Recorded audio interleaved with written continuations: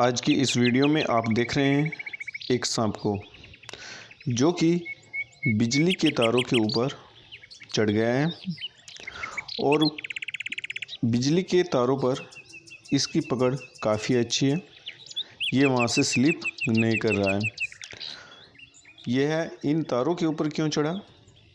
क्योंकि इन तारों के ऊपर कुछ चिड़िया बैठी हुई हैं और यह उनको पकड़ना चाहता है। देखिए यह तारों पर ऊपर नीचे कैसे आसानी के साथ चढ़ रहा है। देखिए चिड़िया जो है वो आगे की ओर बढ़ती जा रही हैं जैसे जैसे सांप इनकी तरफ आता जा रहा है। चिड़िया सांप का खतरे को जान चुकी है और यह वहाँ से उड़ जाती है। देखिए चिड़िया ने सांप को एक ठूंग भी मारी है। चिड़िया उड़ गई है लेकिन सांप